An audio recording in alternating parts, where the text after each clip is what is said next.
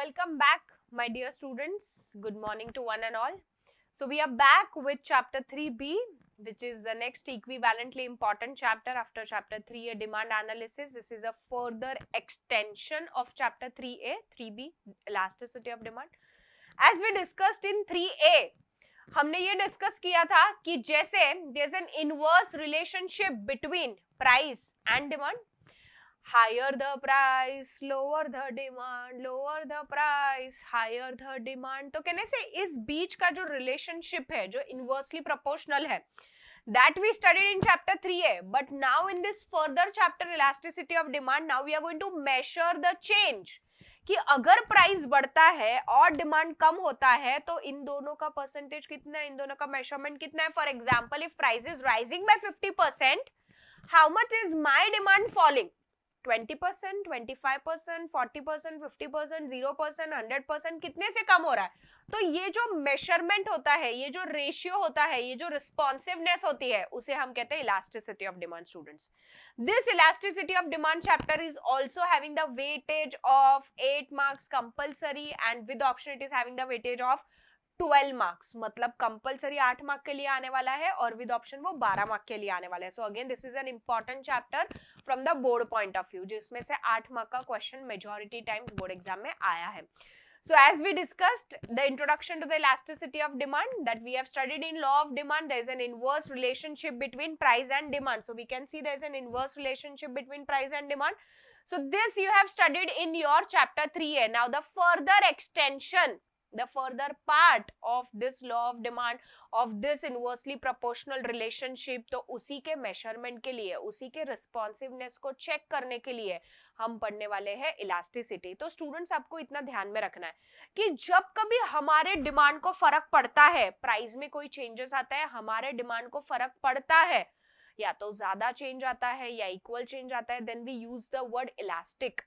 But what if हमारे demand को उतना फर्क नहीं पड़ता है, या हमारे डिमांड में बिल्कुल ही फर्क नहीं पड़ता है, या कम फर्क पड़ता है, then we use the word inelastic. Students, let's take an example over here. As you all can see it over here, the original price which is given as 20, वो टाइम पे हम डिमांड 100 यूनिट्स कर रहे थे.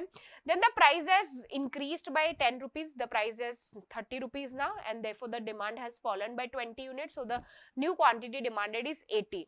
So you all can see the change over here. You all can see the quantitative change, the ratio, the change in price, the change in demand.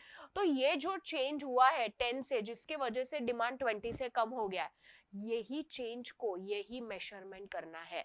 उसी को हम conclude करेंगे by saying the demand is elastic or the demand is inelastic. I hope it's clear to everyone. Here comes the definition to the elasticity of demand. So here we can see the definition of the elasticity of demand, students. So Alfred Marshall, if you all remember, your favorite economist, अपने favorite काका Alfred काका, micro architect, micro economics के हमारे architect doctor Alfred Marshall, उन्होंने क्या सिखाया? Elasticity of demand is either great और it is small. हमारे डिमांड में, हमारे इलास्टिसिटी में या तो बड़ा चेंज आएगा या तो कम चेंज आएगा. अब स्टूडेंट्स ध्यान से सुनिए, बड़ा चेंज कब आ सकता है? जब हमारा डिमांड भी उतना बढ़ेगा, जब हमारा डिमांड भी उतना घटेगा, लेकिन उसका चेंज बड़ा होगा, तो हमारा मेन आंसर ग्रेट होगा, एंड वाइस वर्सा स्मॉल. अच्छा, सो देखिए आगे, the quantity demanded increases either much और लिटिल. हमारा डिमांड बढ़ गया है, लेकिन ये बढ़ा या तो ज्यादा या तो कम. स्टूडेंट्स, लॉजिक मैजिक, डिमांड बढ़ गया है, डिमांड चाहे ज्यादा बड़ा है या कम बड़ा है, लेकिन डिमांड बढ़ता कब है? जब प्राइस कम होता है. सो आप देख सकते हो आगे, for a given fall in price, this is a first part. Now exactly vice versa, ऐसा वर्सा लिख नहीं सकते अल्फ्रेड काका का, एज इट इज वर्ड्स हमें लिखना पड़ेगा. सो क्वांटिटी डिमांडेड, जैसे यहाँ इंक्रीजेस था तो यहाँ हो जाएगा डिक्रीज, या तो मच या लिटिल. बट डिमांड डिक्रीज कब होता है? जब हमारा प्राइस बढ़ता है. So for a given increase in price or for a given rise in price. So this is a definition given by Alfred Marshall. So whenever any question comes from this chapter, of course the definition has to be written. Either you study Alfred Marshall or you studied Samuelson. Concept for measuring how much the quantity demanded responds to the change in price. Is price the only factor affecting demand? No, but price is the most important factor affecting demand, right student? So here comes the first concept. that is types of elasticity of demand. So there are three major types of elasticity of demand. This question is an objective oriented question of a 4 marks of agree disagree that it can come. कौन से तीन type से ध्यान से देखिए, price, income and cross. Price elasticity, income elasticity and cross elasticity. Now students, further price is further classified into 5 types, income is further classified, cross is further classified. So let us have a detailed study of the types of elasticity of demand. Yes, so the very first is price elasticity of demand.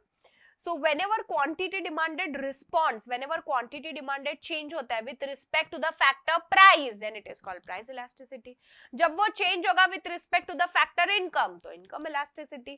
जब कोई एक factor का demand change हो रहा है with respect to another factor का price, then it is called cross elasticity, जहाँ पे हम दो commodities को consider कर रहे हैं. So in price elasticity, we are going to consider how many products? We are going to consider only one commodity का price. So here is price the only factor, students? Of course, the answer is no. There are many other factors like income, fashion, taste, population, distribution of population, so many other factors, right?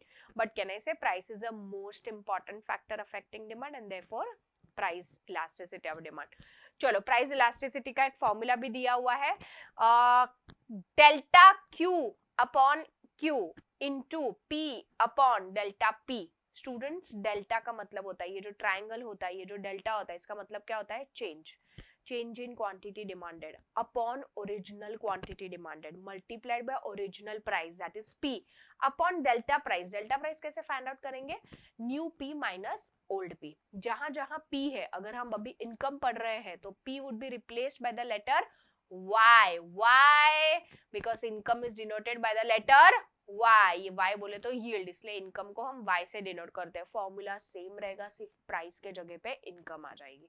चलिए, सो जहां कभी demand change होता है with respect to the factor income, therefore then that is called as a income elasticity of demand. Moving ahead with the cross elasticity, students, cross elasticity में हमें दो consider करने, complementary goods और एक substitute goods. Cross elasticity is further classified into 3 types: positive cross, negative cross, zero cross. ध्यान से सुनिए students. When I speak about the complementary goods, जब मैं complementary goods बात कर रही हूँ, कैसे they are made for each other. Made for each other मतलब मैं बात कर सकती हूँ fuel and petrol and car, right. So मैं बोलती हूँ पेट्रोल का प्राइस जब बढ़ेगा तो पेट्रोल का डिमांड तो कम ही हो जाता है, लेकिन कार का डिमांड को भी फर्क पड़ता है. कहने से देयर इनवर्सली प्रोपोर्शनल, इसे कहते हैं नेगेटिव क्रॉस इलास्टिसिटी. फिर मैं बात कर रही हूँ सब्स्टिट्यूट गुड्स का, मतलब तू नहीं तो कोई और ही सही. सो मैं बात कर रही हूँ, एग्जांपल फैंटा नहीं है तो मिरिंडा से काम चल जाएगा. मिरिंडा का प्राइस बढ़ गया है तो मैं मिरिंडा नहीं डिमांड कर रही हूँ. फैंटा के प्राइस को कुछ भी नहीं हुआ है बट फिर भी मैं फैंटा ज्यादा डिमांड कर रही हूँ. व्हाई? बिकॉज मिरिंडा का प्राइस बढ़ गया. भाई मिरिंडा नहीं तो ठीक है, फैंटा से काम चल जाएगा.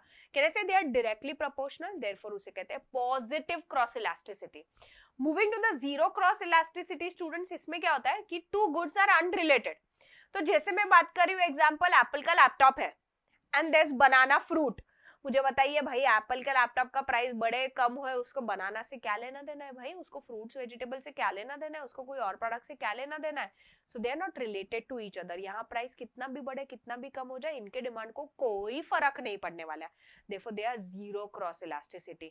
ये जो तीनों भी टाइप्स है, इसको हम सिंबॉलिकली रिप्रेजेंट करेंगे. As I told you, it's delta Q upon Q into P upon delta P.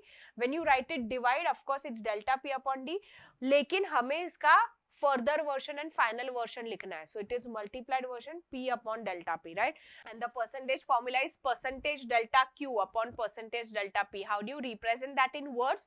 Percentage change in quantity demanded upon percentage change in price.